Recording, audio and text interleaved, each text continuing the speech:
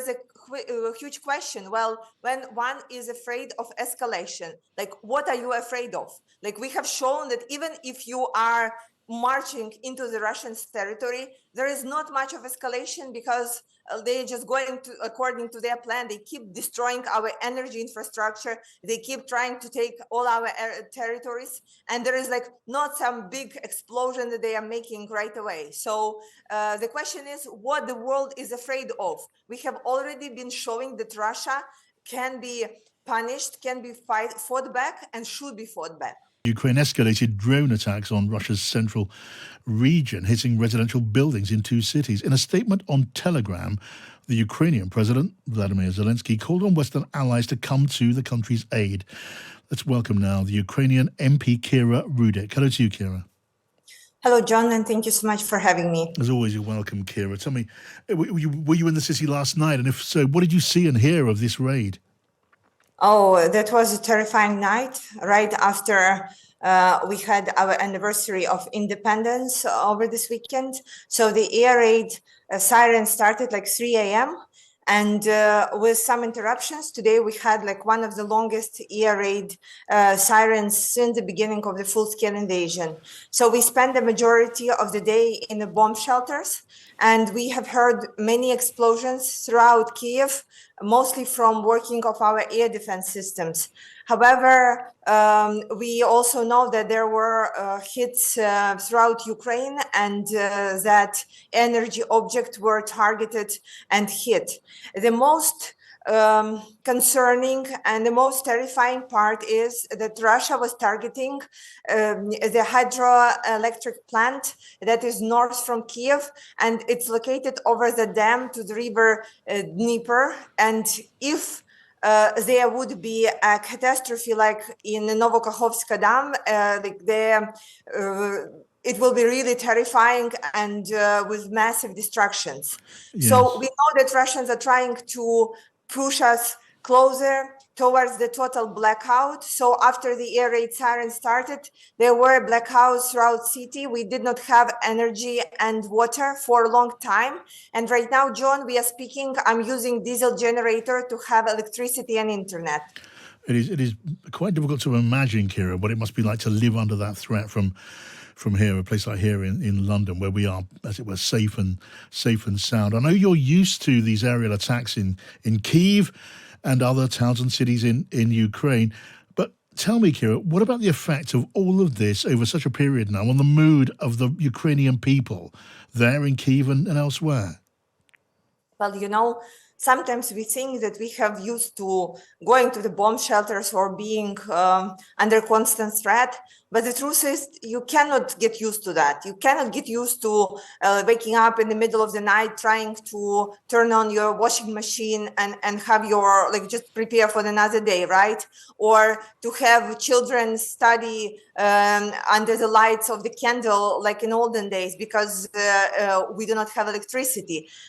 The truth is, still, we are full of hope. You know, today in the bomb shelter, I didn't see people complaining or like being mean to each other. Everyone was trying to be very helpful. And we were just hoping that whatever target was, that Russians would not be able to hit. And also it was pretty scary because you are thinking about our air defense forces, and if they have enough of the air defense systems to take everything down that's going our way. Yeah. And we really hope that they do. And me as a politician, I'm working on getting them what they need so they would not be facing enemy empty-handed. Yeah, well, our best wishes as always go out to you. When it comes to the incursion into Russia, into the Kursk region, what sort of effect has that had on the Ukrainian people? Has it made a difference in that way? Oh, of course, it was very motivating, but not only to us, but I think to many of our allies and partners throughout the world. And I think we were able to destroy this very dangerous illusion that Russia is invincible. They are not. They are not invincible. They can be fought and they can be won over. And this is what we still intend to do. Look, Putin's plan to destroy our energy system did not change since like 2 years ago, right? And they are just going with their plan.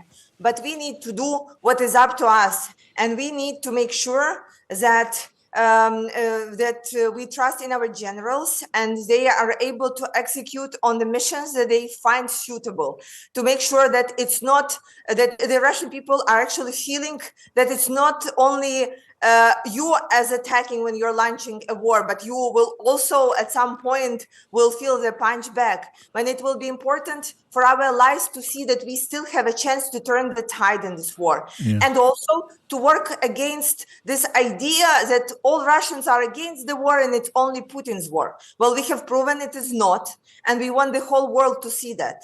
And I've been looking at reports, Kira, that Kyiv, that Ukraine, you want your NATO friends, your NATO allies, to help you out further by knocking down Russian rockets where they are close to the NATO border.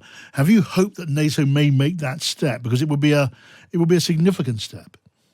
Well, today there was another crossing of the border to the Polish territory, and we believe that if the attacks will continue, there would be more attacks on the territories of our allies.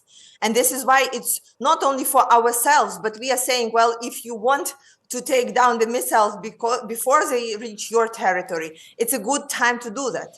Same as with our allowance to hit Russian missiles on the Russian territory. We need the permission from our allies to do that, because it's very hard to hit the missile when it's very close to the ground and close to the hitting, but much easier when it's just at the beginning of its way. Yeah, it's reported that in the Polish government, your neighbour Poland, ministers are considering that request to knock down Russian rockets where they are at the NATO border. But it would involve, well, pretty in-depth conversations with other NATO partners, and there would be a fear of escalation. But you know that very well. Of course, but first, it was not the first time when Russian missiles hit the NATO members' borders, right? There were a couple of incidents with Poland, couple of incidents with Moldova and Romania. And again, it will continue. And I think our friends and allies, they know that. So there should be a solution to that. But then there is a huge question. Well, when one is afraid of escalation, like, what are you afraid of?